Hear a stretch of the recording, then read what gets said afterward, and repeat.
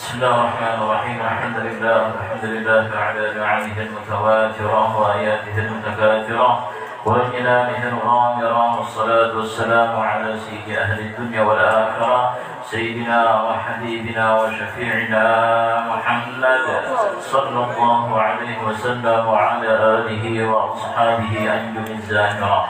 سبحانك لا علم لنا إلا ما علمتنا إنك أنت العليم الحكيم، وتب علينا إنك أنت التواب الرحيم.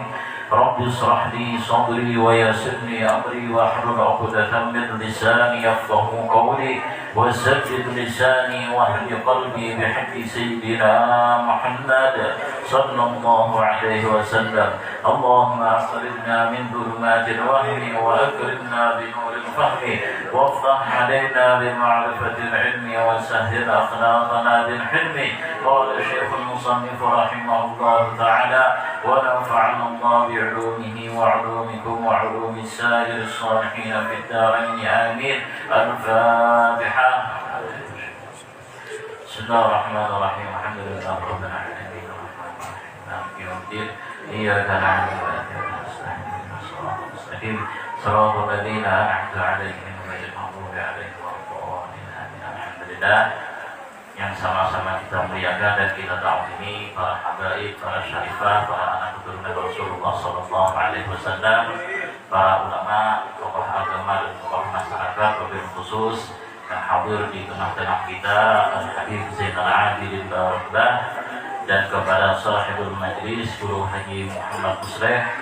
Mudah-mudahan beliau-beliau dipanjangkan umur oleh Allah Subhanahu wa taala dalam keadaan sehat walafiat, dan mudah-mudahan apa-apa yang beliau cita-citakan, beliau hajatkan, dimudahkan dan dikabulkan oleh Allah Subhanahu wa taala, dan mudah-mudahan kita semua mendapatkan keberkahan daripada beliau-beliau semua. Amin amin ya rabbal alamin. Alhamdulillah, pada malam hari ini kembali kita buka majelis kita, rutinan kita setiap malam Sabtu ba'da Isya, yaitu pembacaan Maulid Nabi Siltud Durar, dilanjutkan pembacaan kitab fikih dan kitab Syarah Ratibul Haddad.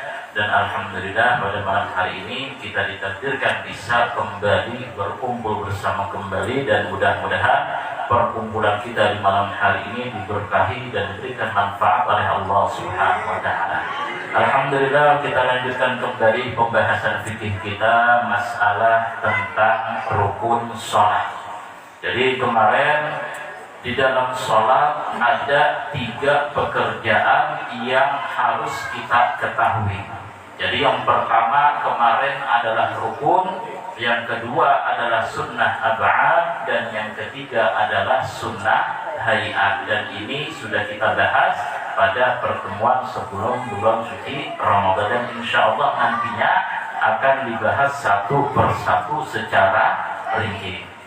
Adapun selanjutnya kita akan memulai tentang rukun sholat yang pertama. Jadi apa itu rukun sholat? Rukun adalah sesuatu yang wajib dikerjakan. Kalau seandainya ketinggalan, baik ketinggalannya dalam keadaan lupa apalagi disengaja, maka sholatnya tidak sah. Ini namanya rukun. Rukun sholat atau wajib sholat sama maksudnya. Jadi rukun sholat adalah sesuatu yang wajib kita kerjakan di dalam sholat. Nah, kalau seandainya tidak dikerjakan atau dikerjakan tapi tidak memenuhi syarat, maka sholatnya tidak sah. Ini pentingnya kita belajar ilmu fikih. Nah, jadi rukun sholat yang pertama adalah niat. Nah, jadi niat ini adalah sesuatu yang wajib kita kerjakan di semua ibadah. Jadi ibadah apapun yang kita kerjakan pasti disyaratkan harus mempunyai niat, dan niatnya harus sesuai dengan syarat. Misalkan kita sholat, puasa, haji, zakat, apapun itu ibadah yang kita lakukan, niat adalah sesuatu yang wajib. Makanya disebutkan oleh Nabi, innamal a'malu binniyat. Semua pekerjaan itu harus dilandasi dengan niat. Oleh karena itu, menurut Imam Syafi'i bahwasanya kalau seandainya sebuah ibadah tidak didasari dengan niat, maka ibadah tersebut tidak sah. Nah, jadi rukun sholat yang pertama adalah niat. Jadi perlu kita ketahui bahwasanya niat di seluruh ibadah hukumnya adalah wajib. Tapi ada pengecualian. Ada pengecualian, niat ini tidak wajib pada saat kapan? Pada saat ketika memandikan mayit. Pada saat ketika memandikan jenazah. Tadi kan kita sebutkan niat itu wajib di seluruh ibadah. Terkecuali di dalam memandikan mayit. Niat mandi jenazah itu tidak wajib. Tidak wajib. Yang wajib itu pada saat ketika memandikan jenazah adalah jenazahnya semuanya bersih. Semua terkena air, semuanya sudah bersih, tidak ada lagi kotoran ataupun najis yang keluar. Itu saja yang wajib. Adapun niat memandikan mayit hukumnya sunnah, tidak wajib.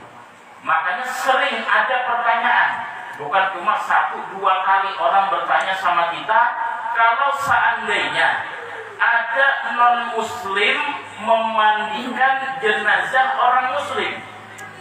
Non-muslim, ya orang di luar Islam memandikan mayit yang beragama Islam. Apakah sah atau tidak mandinya? Sah atau tidak? Hah? Kenapa sah? Karena tidak pakai niat. Jadi begini, kalau seandainya ada non-muslim yang memandikan jenazah orang muslim, maka hukumnya adalah sah. Yang penting yang dia mandikan itu sudah bersih, seluruhnya sudah terkena air, tidak ada lagi najis yang keluar, sekalipun yang memandikan bukan orang muslim. Kenapa sah? Karena di dalam memandikan jenazah tidak diwajibkan niat. Yang wajib itu adalah harus seluruh badan si mayit ini sudah bersih, terkena air, tidak ada lagi najisnya. Apakah pernah kejadian? Pernah kejadian, makanya ditanyakan. Jadi orang muslim ini meninggal di rumah sakit punya non-muslim. Rumah sakit non-muslim, kan ada rumah sakit Kristen ke apa, meninggal di situ. Lalu dimandikan di rumah sakit tersebut, petugasnya non-muslim. Petugas non-muslim memandikan sampai bersih. Yang seperti ini apakah sudah mencukupi atau belum? Sudah mencukupi dan sah, dengan syarat tadi jenazahnya sudah bersih, tidak ada lagi kotoran ataupun najis yang keluar daripada si mayit. Ini mungkin bisa dipahami. Ini pengecualian kaidah. Tadi kan kaidahnya bahwasanya di seluruh ibadah kita wajib berniat. Sholat, kah, puasa, kah, zakat, kah, haji, kah, umroh, kah, apapun itu wajib niat, terkecuali tadi memandikan jenazah tidak diwajibkan niat. Yang wajib itu adalah si mayit benar-benar harus sudah bersih. Makanya seorang non-muslim apabila dia memandikan jenazah muslim, maka sudah mencukupi dan sah. Nah ini, jadi kurang lebih seperti itu. Jadi bahwasanya rukun sholat yang pertama adalah niat. Kalau seandainya niat sudah tidak benar, maka otomatis sholat yang dia lakukan dari awal takbiratul ihram sampai selesai juga tidak sah. Jadi niat ini salah satu puncaknya. Nah ini. Adapun niat ini letaknya di mana? Niat itu letaknya adalah di hati. Makanya disebutkan oleh para ulama, an-niyah wa mahalluha al-qalbu. Niat itu tempatnya adalah di hati, bukan di mulut. Jadi niat urusan hati. Makanya perkara niat tidak ada orang yang boleh menghakimi. Misalkan seseorang mengerjakan sesuatu, wah itu niatnya tidak benar, tidak boleh. Kenapa? Karena ini perkara hati. Perkara hati tidak bisa dilihat oleh mata telanjang. Jadi urusan masing-masing dia kepada Allah, kita tidak boleh campur ikut urusan tentang niat. Jadi niat tempatnya adalah di hati. Sedangkan lafaz niat itu adalah tempatnya di mulut, diucapkan. Misalkan kita sholat usolli fardhu dhuhri, itu namanya lafaz niat. Maudu nawaitul wudu'a, yang diucapkan di mulut itu namanya lafaz. Sedangkan niat adalah di hati. Perbedaannya di mana? Perbedaannya lafaz niat hukumnya sunnah, sedangkan niat hukumnya adalah wajib. Contoh mau sholat, misalkan ada orang sholat tidak baca usolli, langsung Allahu Akbar, langsung takbiratul ihram, niat dalam hati, tidak pakai usolli, yang seperti itu boleh atau tidak? Boleh. Kenapa? Karena melafazkan niat yang ada di mulut itu hukumnya adalah sunnah. Yang wajib itu adalah menyebutkan niat di dalam hati. Misalkan bulan puasa kita berniat, misalkan nawaitu shaumar ghadin, yang kita ucapkan itu adalah lafaz niat. Lafaz niat hukumnya adalah sunnah.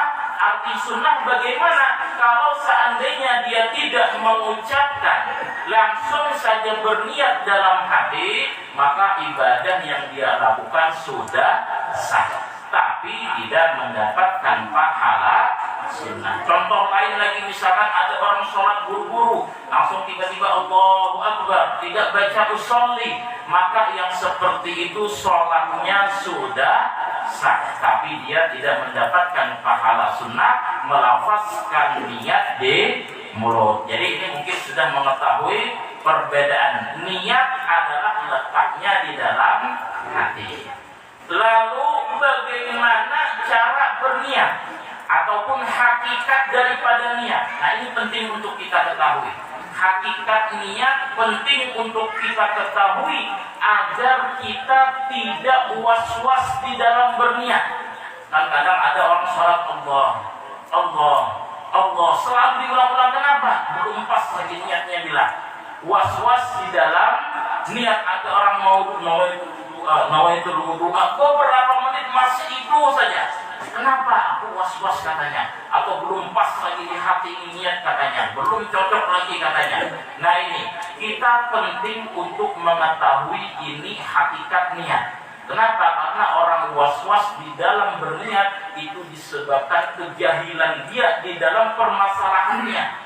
Kalau seandainya dia mengetahui hakikat daripada niat, maka tidak bakalan dia was-was di dalam berniat. Ya, kita sebutkan apa itu hakikat niat. Para ulama menyebutkan hakikat niat adalah qasdus syai' muqtarinan bi fi'li. Hakikat daripada niat adalah qasdus syai', yaitu mengqasad, menuju atau menggretek sesuatu, atau mudahnya melintaskan sesuatu di dalam hati kita, itu niat. Ya, jadi misalkan di dalam sholat, bagaimana kita melakukan niat sholat? Yaitu melintaskan niat sholat di dalam hati kita. Nah, ini, jadi makanya takbir itu tidak perlu panjang-panjang, Allahu Akbar, cukup. Tapi kalau seandainya ada yang panjang, Allahu Akbar, yang seperti itu dia niat dia letakkan di dalam hati. Jadi ya, kembali lagi, hakikat daripada niat qasdus syai', melintaskan sesuatu di dalam hati. Contohnya bagaimana sih melintaskan sesuatu di dalam hati dalam ibadah? Contoh sholat. Pada saat ketika takbiratul ihram, Allahu Akbar, pada saat ketika kita mengucapkan Allahu Akbar, dalam hati kita terlintas kita sedang sholat fardu zuhur, maka itu sudah cukup. Misalkan lagi kita mau wudu, pada saat ketika kita mau wudu, menggulungkan baju di tangan, melepas kopiah, mengambil air wudu, lalu membasuh muka. Pada saat ketika membasuh muka, kita ingat kita ini wudu, maka itu adalah niat. Nah, ini, jadi niat itu qasdus syai', melintaskan sesuatu. Nah, ini, ya, jadi seperti itu. Niat itu kata para ulama lebih cepat daripada kilat. Niat lebih cepat daripada kilat. Kilat itu kan cepat Niat itu lebih cepat lagi daripada kilat. Nah ini, kan kalau misalkan kita sholat, takbirnya panjang, Allahu Akbar, itu namanya niat dia pindahkan ke dalam hati. Sengaja aku sholat fardu 4 rakaat menghadap kiblat mengikut imam karena Allah Ta'ala, makanya lama. Nah ini, para ulama yang sudah paham betul masalah hakikat daripada niat, biasa takbir mereka bagaimana? Allahu Akbar, seperti itu saja. Nah ini, jadi orang yang lama itu namanya talaffudus syai', melafazkan niat dalam hati. Jadi perbedaannya begini, niat bahasa hati bukan bahasa mulut. Niat adalah bahasa hati bukan bahasa mulut. Yang membuat susah apa? Bahasa mulut kita ucapkan di dalam hati, ini yang membuat susah. Sengaja aku sholat fardu zuhur 4 rakaat menghadap kiblat mengikut imam karena Allah Ta'ala. Ini bahasa mulut dia pindahkan ke dalam hati, makanya panjang lama. Terkadang membuat was-was. Allah. Tapi kalau seandainya dia memakai bahasa hati bukan bahasa mulut, maka niat itu mudah. Allahu Akbar. Ingat, kita sholat zuhur mengikuti imam karena Allah Ta'ala. Ingat, misalkan lagi kita mau wudu, pada saat ketika kita buka keran kita, ingat ini. Ingat kita ini sedang mau wudu, pada saat ketika mengambil air kita basuhkan ke muka, kita ingat kita wudu mau sholat, maka itu adalah niat. Atau pada saat ketika puasa, kita bangun sahur, makan sahur. Pada saat ketika kita makan sahur, kita ingat dalam hati kita ini makan sahur buat besok puasa, maka itu adalah niat. Jadi niat adalah bahasa hati bukan bahasa mulut. Nah ini, jadi kurang lebih seperti itu yang membuat was-was, membuat susah. Bahasa mulut dia pindahkan ke hati. Nah ini, ya jadi salah satunya disebutkan di dalam kitab Syarah Yaqutun Nafis, kata beliau wal haqiqah in anna niyat ta'ti tabi'iyah. Secara hakikat kata beliau, niat itu datang secara natural, begitu saja. Nah ini, lalu kata beliau fal insan idza qasada fi'la syai' faqad nawahu. Seseorang kalau mengqasad sesuatu, mengerjakan sesuatu, ada terlintas dalam hatinya, maka itu sudah niat. Ini, ya, jadi kurang lebih seperti itu. Jadi yang membuat susah tadi bahasa mulut dipindah ke hati. Ini yang membuat susah, terlebih-lebih membuat kita was-was tadi. Nah ini mungkin bisa dipahami. Mungkin ada yang mau ditanyakan permasalahan niat ini. Jadi kuncinya adalah niat bahasa hati bukan bahasa mulut. Ini. Jadi misalkan begini, kita kan sekarang duduk di majelis ini, dan kita pasti sudah ada terlintas pulang mau ngapain. Ini. Misalkan begini, cara mudah juga, seseorang mau ke pasar. Pada saat ketika dia mau ke pasar, kan dia niat mau beli baju, beli sayur, beli ikan, beli macam-macam. Dan itu sudah terlintas dalam hatinya. Ada enggak dia mengatakan, aku mau ke pasar, mau beli ikan, mau beli baju, mau beli sayur, mau beli ini, mau beli ini. Enggak ada.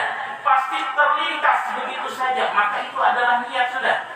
Misalkan nanti dia mau misalkan jalan kemana, mau mendatangi syukuran silaturahmi, ada nggak dia di dalam hati aku mau ke sini mendatangi syukuran bersilaturahmi karena Allah Ta'ala? Tidak, itu terlintas saja dalam hatinya, maka itu adalah niat sudah. Nah ini, jadi niat itu hakikatnya qasdus syai', melintaskan sesuatu di dalam hati, bukan talaffudus syai', melafazkan atau menyebutkan sesuatu di dalam hati. Ini mungkin bisa dibedakan sudah. Jadi terkadang kita susah memahami kok para ulama menyebutkan niat itu lebih cepat daripada kilat. Bagaimana maksudnya tadi? Nah, semuanya terlintas saja dalam hati. Contoh, besok kita mau ngapain, kan ada terlintas dalam hati. Pada saat ketika terlintas dalam hati, ada nggak sampai 5 detik, 1 menit, ada tidak? Nggak ada. Dan semua jangka waktunya pendek sekali. Nah ini contoh lagi, misalkan kita mau ngumpul sama teman, apa-apa yang mau kita bicarakan, kita kerjakan, semuanya terlintas begitu saja. Itu adalah niat. Nah ini, jadi kurang lebih seperti itu mudahnya niat. Makanya para ulama itu kalau mereka sudah memahami tentang hakikat daripada niat itu sangat mudah. Ya pada saat ketika takbir Allahu Akbar, seperti itu saja. Nah ini, jadi guru-guru kami ya seperti itu. Ya, jadi yang pendek takbirnya pada saat ketika sholat itu memang sudah benar, bukan salah. Memang ada yang mengkritik. Ya, pernah terjadi sama guru kami. Ya beliau itu kalau sholat seperti itu, Allahu Akbar, mengimami keluar. Ya, lalu ada jamaah yang protes, kok takbirnya pendek betul bilang. Ini takbirnya pendek betul yang seperti itu katanya. Nah ini lalu ditanyakan sama guru-guru kami yang lain, maksudnya beliau itu curhat sama aku ya kita, bahwasanya saya diprotes takbir sholat seperti ini pendek. Kata dia memang benar sudah punya kamu teruskan. Nah ini dan juga dari guru-guru kami yang ada di Yaman, saya pribadi tidak pernah menemui guru kami yang sholatnya Allahu Akbar, apalagi yang Allah imam mau ruku Allahu Akbar. Nah ini, jadi was-was itu bisa sembuh dengan ilmu. Yang kedua biasanya dengan keadaan dipaksa, maka bisa sembuh. Ada orang pernah kita temui, teman satu kelas saya dulunya waktu ngaji.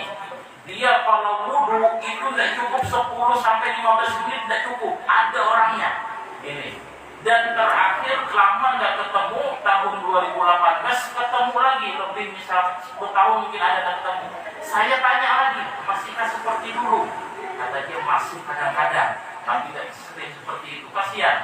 Jadi kalau mau sholat setengah jam sebelumnya sudah ada di tempat wudhu. Kalau mau misalkan mandi wajib lebih parah lagi, kasihan. Ya kasihan. Ya ini. Jadi mu'amukan buat lama betul baru selesai. Kenapa itu was-was? Was-was itu disebutkan oleh para ulama disebabkan kejahilan di dalam ilmu. Yang kedua tadi disebabkan gangguan syaitan.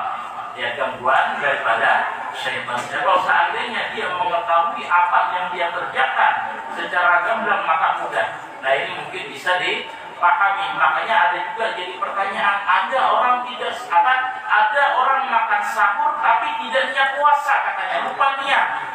Dia bangun sahur sama-sama, cuma pada saat ketika itu dia lupa berniat katanya. Apakah sah puasa saya atau tidak? Tinggal tanya, kamu pada saat ketika sahur ingat tidak bahwasanya besok mau puasa? Ingat, makanya saya makan sahur katanya, supaya besok puasa kuat, maka itu adalah niat. Nah ini, maka itu adalah niat. Tapi kalau seandainya kita tanya, kamu ingat enggak pada saat ketika makan sahur? Enggak ingat bilang. Ya mungkin aja dia sahur ditarik, ditaruh di tempat duduk, makan habis makan cuci tangan tidur lagi, mungkin bisa.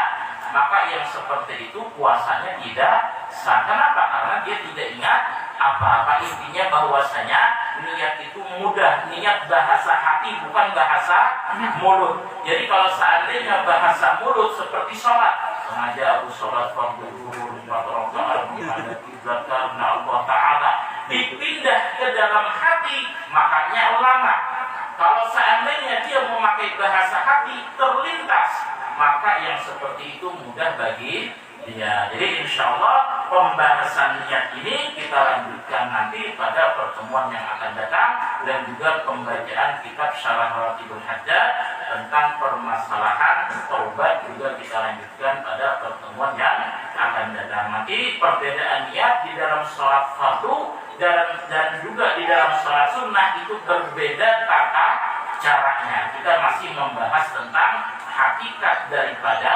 niat. Nah, jadi kesimpulannya adalah hakikat daripada niat itu adalah gerebekan hati. Nah, ini lintasan hati. Ya, jadi niat adalah bahasa hati, bukan bahasa mulut. Ini adalah kesimpulan daripada niat. Insyaallah kita lanjutkan pada pertemuan yang akan datang. Mudah-mudahan kita semua dipanjangkan umur oleh Allah Subhanahu wa Ta'ala dalam keadaan sehat walafiat, sehingga kita bisa hadir bersama kembali, dan mudah-mudahan perkumpulan kita pada malam hari ini diberkahi dan diberikan manfaat oleh Allah Subhanahu wa Ta'ala. Al-Fatihah.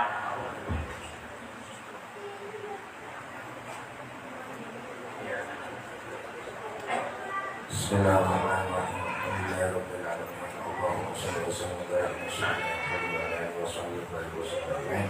اللهم بهذه الفاتحة بسر الفاتحة وبهذه من أنزلت عليه الفاتحة أن تفتح لنا كل خير وتجعلنا من أهل الخير وتعاملنا معاملتك بأهل الخير إنك ولي كل بشر مبارك. اللهم يا من وفق أهل الخير للخير وعانهم عليه وفقنا للخير وعنا عليه برحمتك يا أرحم الراحمين. صلى الله عليه وسلم وعلى آله وسلم والحمد لله رب العالمين. تقبل الله منكم. Minna wa minkum taqabbal ya